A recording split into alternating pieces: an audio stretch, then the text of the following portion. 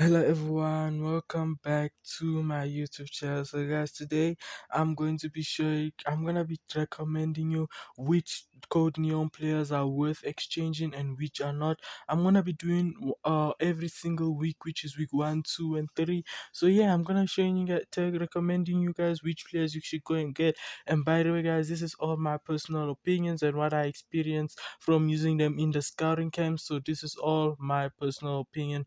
You can have your own opinion as well. So yeah, you know what?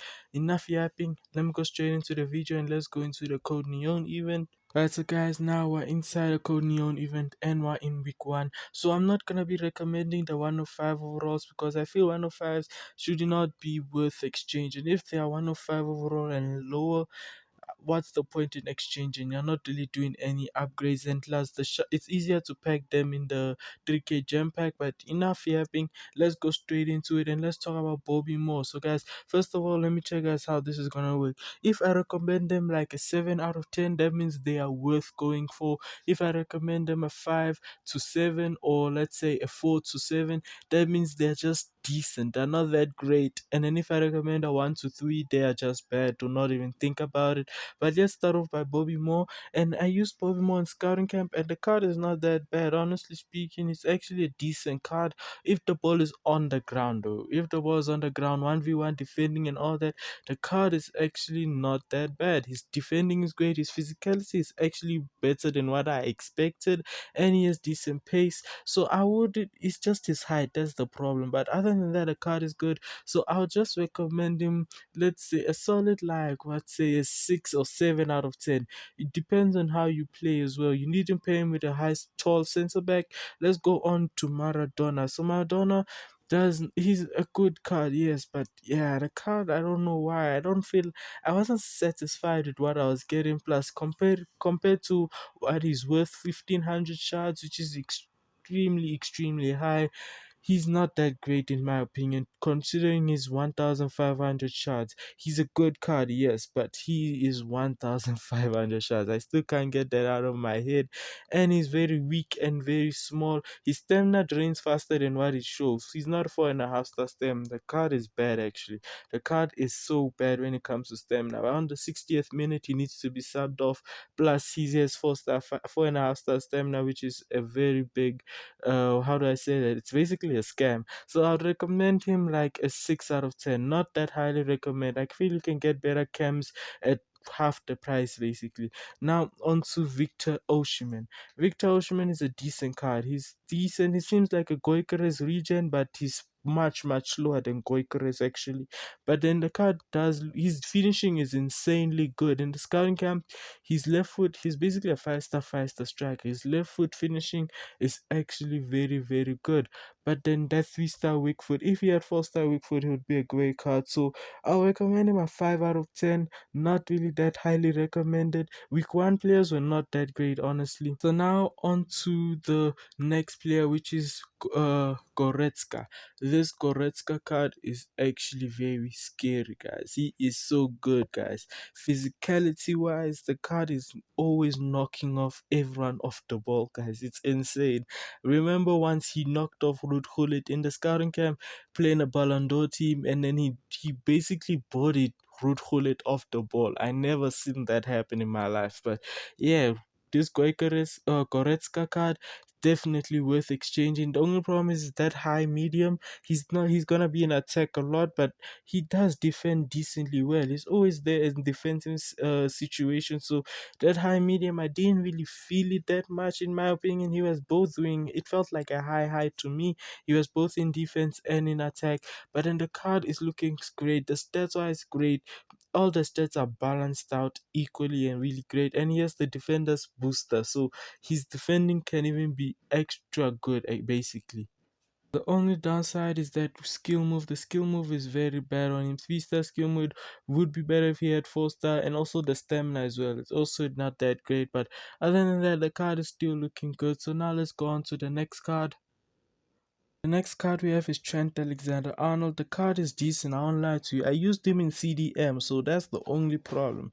I did not use this card in the right back position. So can't really determine whether he'll be good in right back. Honestly speaking, I used him in the CDM position and I loved him in the CDM position. He was much better there in my opinion. He's better at CDM than at right back in my opinion. So the card is good though. His defending was not that bad. He's always in attack. That's a definitely a that's a bad thing basically because he's always in attack, like always, guys. Then defensively, not the best, but then it's actually decent. But I'm sure the card he will be a bit bad later on if the game gets updated with faster players or stronger players. He won't be that good, but then still a good card. So I'd recommend this Trent Alexander Arnold like a 6 out of 10. On to the next card, which is Matt Sells. This card is actually decent. He was making some decent saves. Nothing really special about him, honestly. The saves was also made. He made them. He wasn't making those extraordinary saves. If you guys know what I mean. But then he was still decent. Two-star weak foot is a bad side, obviously. But his height is just a decent height for a goalkeeper. I feel goalkeepers with at least 6'1" or 6'2" tall and up is a decent goalkeeper to get, but then nothing really special on this card. So I'll just give him like also a 6 out of 10. Nothing really special on him. Now on to the next card, which is this Hoysen card. Listen, guys, this card is the best card in my opinion in this week 1 team. He's the best card in my opinion. 6'5" tall, defending stats high, physicality high. Everything is great. Plus, he has the defender booster thing. I don't know what you want to call this thing actually. I'll just be calling it the defender boost or whatever. But then yeah, this card is so good. Doesn't have any traits, but man, this card is just so good. Like he's the best card this whole week 1. Basically, he's basically one of the best cards in the game, center backs in the game. So I would recommend this card a 9 out of 10. On to the next card, which is Tadic. I would highly not recommend this card. The card is not that great. His weak foot is bad. His stats are very average, and he's very slow. So no, I'm not even gonna speak much on him. I'll just recommend him a 3 out of 10. Now let's move on to the week 2 players. Now we're on to the week 2, so let's click on Di Natale right here. And this card is so good, guys. I don't know what made him so good. I can't really specify what made him so good, but in camp, the guy was so quick, guys. He was so quick on the ball, and his off the ball movement, his positioning inside the box is insanely good, guys. He's positioning inside the box, like he finds himself inside those great positions very often, guys. So I would highly recommend this card. This card was so good, guys. I don't know how much I can praise him, but this card was so good. Positioning wise, his finishing was great. He has all the decent stats for an attacking midfielder who's a goal scoring attacking midfielder, if you get what I mean. And he has shooting as a bonus, as a booster basically, and he has dexterity, which is another bonus. So I'd highly recommend this card, giving him a 9 out of 10 in my opinion. So I highly recommend you to go for him. On to the next card, which is Peter Cech. And this card, I don't know. I've tipped him off to be the top 2 or even top 1 goalkeeper in the game. The only goalkeeper challenging him is Buffon, but then I feel he's better than Buffon because I use Buffon basically the team of the year version, and he's actually very good. He's good, obviously Buffon, but I don't know. When I was using this card inside the scouting camp, he was making those extraordinary saves better than Buffon basically, and his handling is way better than Buffon. So I actually believe that when a keeper is tall, the taller the goalkeeper, the better the performance. That I totally agree with. Plus, he has long throw trick, which is another bonus basically. So I would highly recommend this card like a 9 out of 10, even a 9.5 is what I should recommend him. He's so good. So I'm gonna give him a 9.5. So highly recommended. Now on to the next runner 7 overall player, which is Kyle Walker, and this card is actually so good. Obviously, everyone knows Kyle Walker guards are always god tier in my opinion, but there's something different about this version. This version, he's not that offensive minded, so he's solely just a defensive right back, a medium high work rate, so he's solely a defensive right back. Decent defending, decent about dribbling, and his pace is it's crazy good. And the best part is this card. I don't know how to explain it, but every time like a player does heel to heel or up step over exit, I don't know. He just gets there before they can finish the skill move. He's just anti-stunt movable. That's just how good he is. So yeah, I highly recommend this card. Also giving him like I feel like this is gonna be the first 10 out of 10 card because but the thing is he's not good in attack. So I can't give him 10 out of 10. So I'm gonna give him a 9 out of 10 basically.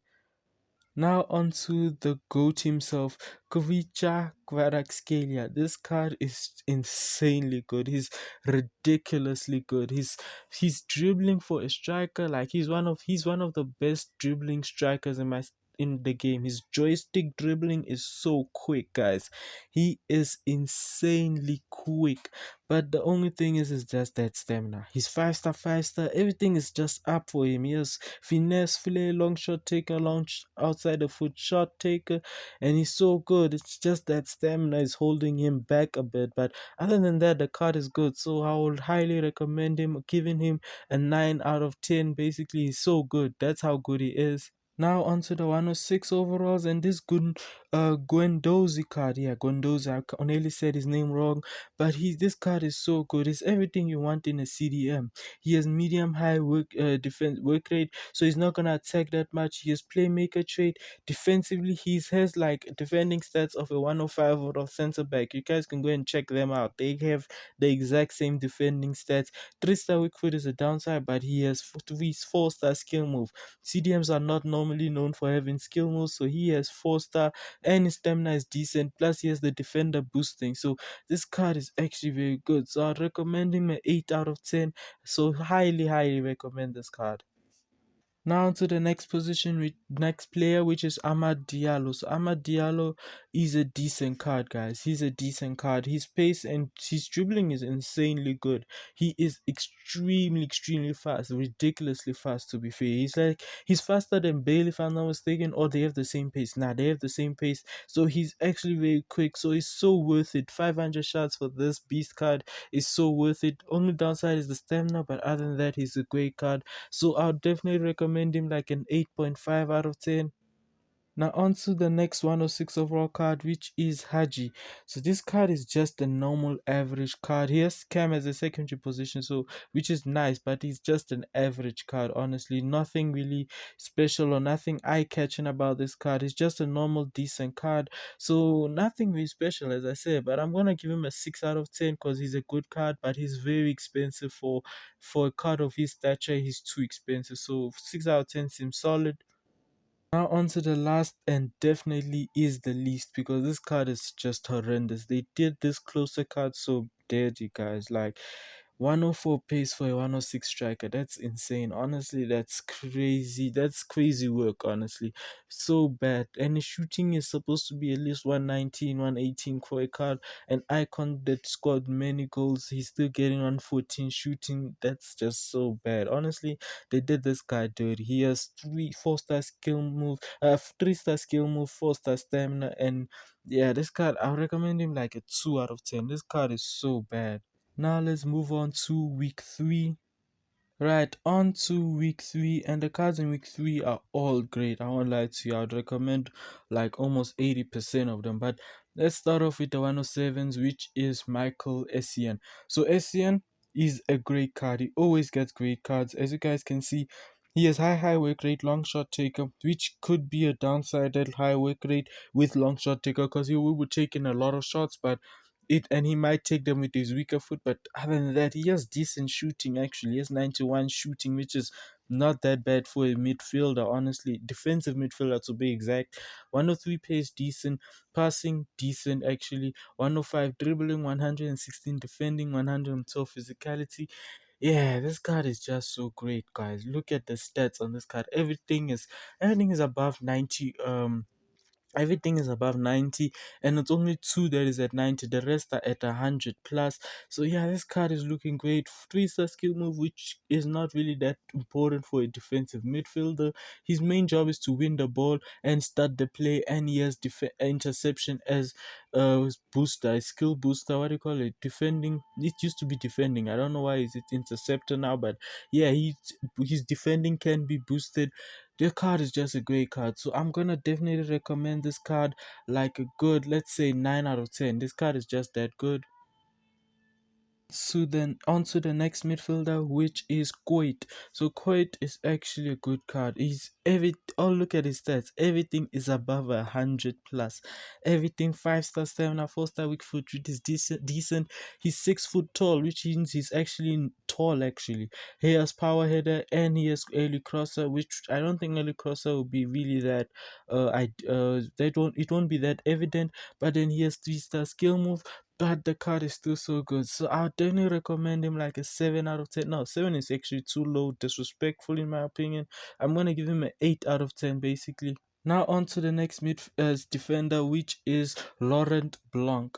This card is god tier card, guys. This card won the ball almost every single time. Out of 10 times, if he was going to make a tackle, he wouldn't win that tackle like 1 out of 9 out of the 10 times. So basically, he'll win it 9 out of 10 times, guys. This card is insanely and ridiculously good. Never gets tired, by the way, guys. He's always working. 5 star stamina, 3 star weak foot, no traits, but he's so expensive. 1,250 shots. If he was at least 1,000 shots, I'll recommend him a 10 out of 10. But just because he's so expensive in terms of shots, I'm gonna give him like an 8, between an 8 and a 7 because of the shot cost. He's too expensive, but he's still a great card. Right, onto this left back card, Reese. I don't know if I'm saying his name right because I never really watched him play, but I call him Reese. I don't know. I've heard other people call him different names, but I'm gonna stick to Reese. If I'm saying it wrong, please tell me in the comment section.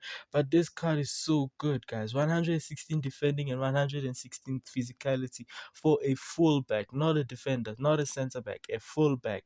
And he has 109 pace. This guy can play center back, but he also can play left mid, in my opinion. This guy can play center back, in my opinion. Great card. I would recommend him like a 9 out of 10. He's just a very good. In fact, I think 10 out of 10, 10 out of 10 would even be, let's say 9 out of 10. 9.5 out of 10 would be what I'll give him. 9.5 out of 10 is the best way to give this card a rating. So I'll highly recommend him. Now onto the 106s, and all the 106s are not that great in my opinion. But Rafael Leao, I used this guy with Kvaratskhelia in striker position, and this guy was better than Kvaratskhelia. If you want a striker, or okay, this is not a striker, yes, but he can put a good shift in striker. If you're not that big in overall, go for this guy instead of Kvaratskhelia, guys. This card is so insanely good. He's ridiculously insane, guys. He is so quick. His dribbling is fast. Yeah, this guy is insane. Like the guy was cooking so much. He scored more goals. He scored a lot of goals. He scores my top scorer like 3 days in a row, basically. So this card is so good, insanely good. So I'll recommend him a 9 out of 10, guys. In fact, 9.5 out of 10. This card's gameplay is crazy good, guys. Then the rest of this 106s are not that great. Vitinha, Gibbs White, Tottenham, they are not that good in my opinion. Just do not go and bother. Don't bother yourself to get them. In my opinion, they are better cards than this. So don't go and get this 106s. All of them are horrendous. All of them are just, they are not that great. But then they're all, I'll rate them all like a 5 out of 10 in my opinion. 5 and a 6 out of 10 would be decent, but they are also bad. Gibbs White, Tottenham, and Vitinha are not that meta in my opinion. So yeah, that's gonna be the end of the video. I hope you guys enjoyed it.